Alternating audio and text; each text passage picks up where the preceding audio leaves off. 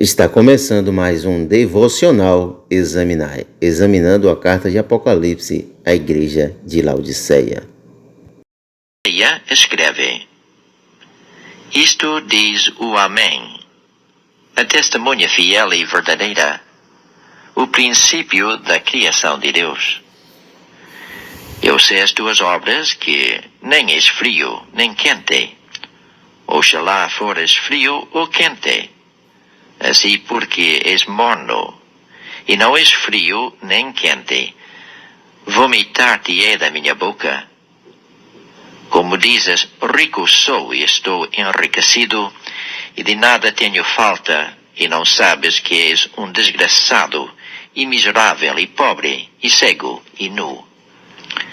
Aconselho-te que de mim compres ouro provado no fogo, para que te enriqueças, e vestidos brancos para que te vistas, e não apareça a vergonha da tua nudez, e que unjas os teus olhos com colírio, para que vejas. Eu repreendo e castigo a todos quantos amo. Sei, pois, zeloso, e arrepende-te. Eis que estou à porta e bato. Se alguém ouvir a minha voz e abrir a porta, entrarei em sua casa e com ele cearei, e ele comigo.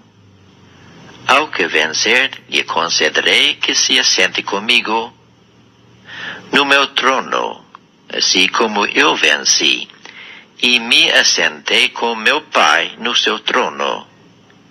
Quem tem ouvidos, ouça o que o Espírito diz às igrejas. Se Laodiceia fosse fria, buscaria o calor de um avivamento.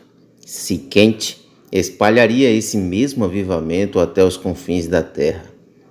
Morna, porém, faz-se indiferente a Deus e a sua palavra. Por isto, o Senhor repreende-a. Eu sei as tuas obras, que nem és frio, nem quente.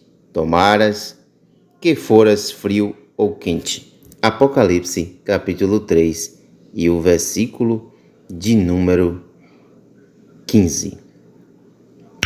Laodiceia de nada tinha falta. Possuía tudo em abundância. Aos olhos do Senhor, porém, não passava de uma igreja pobre, cega e miserável. O que lhe sobejava em riquezas temporais, faltava-lhes em bens terrenos.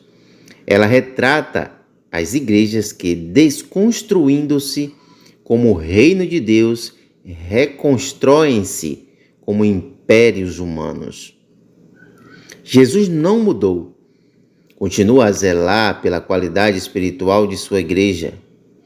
Ele requer que sejamos fervorosos no espírito, porque não haverá de aturar crentes mornos e indiferentes às reivindicações de sua palavra. A mornidão espiritual é repugnante ao Senhor. Observamos, pois, com reverência e temor as advertências que nos reservou o Filho de Deus nesta palavra. A identificação de Jesus. Tendo em vista a soberba e a presunção espiritual da igreja em Laodiceia, uma das principais cidades da Ásia Menor, apresenta-se o Senhor Jesus com irrecorríveis credenciais. Isto diz o Amém, a testemunha fiel e verdadeira, o princípio da criação de Deus. Apocalipse, capítulo 3, versículo 14. A testemunha fiel e verdadeira. Se Laodiceia vive de mentiras e de aparência, Jesus não tem outra alternativa senão a de apresentar-se ao seu pastor como uma testemunha fiel e verdadeira. Conclui-se, pois, que a Igreja de Cristo tem a obrigação de sustentar a verdade neste século maligno e mentiroso. Mas como poderia uma igreja morna e quem tem a cara do mundo levantar-se como a voz profética de Deus? O anjo da igreja em Laodiceia ignorando a suficiência divina, extravasa-se em presunções, dizendo: rico sou e estou enriquecido e de nada tenho falta. Apocalipse 3, versículo 17. Agora, porém, ele terá de saber que Jesus, como o princípio da criação de Deus, é o dono de todas as coisas. Porque todas as coisas foram por ele criadas, como está escrito em João, capítulo 1, versículo 3. Sim, tudo quanto há no mundo existe por causa dele e para ele, como diz Romanos, capítulo 11, versículo 36. Igreja rica não é aquela que tem ouro e prata, mas aquela que ainda pode declarar no poder do Espírito Santo, em nome de Jesus o Nazareno: levanta-te e anda, como está escrito em Atos capítulo 3, versículo 6. Sim, igreja abastada é aquela que, embora pobre, consagra ao Senhor preciosas almas. A arrogância espiritual de Laodiceia é uma indiferença doentia e crônica às coisas de Deus. O anjo da igreja em Laodiceia era soberbo e arrogante. Supunha que, por ser rico e de nada ter falta, achava-se acima das providências divinas. A prosperidade levara-o ao orgulho fatal. Somente um tolo diria tal coisa: rico sou e estou enriquecido e de nada tenho falta. O que nos lembra este discurso? A retórica do querubim ungido ao apostatar-se de sua posição junto ao trono do Altíssimo, como está escrito em Isaías capítulo 14, versículo 13 e 14. Comportam-se assim as igrejas que, por causa de sua prosperidade material, julgam-se ricas, mas espiritualmente e ministerialmente são paupérrimas. E a igreja de Laodiceia ainda passa pela falta de percepção do seu próprio eu. Apesar de todos os seus bens materiais, Laodiceia em nada diferia de ser um esmolé espiritual. E não sabes que és desgraçado e miserável e pobre, cego e nu? Apocalipse 3,17.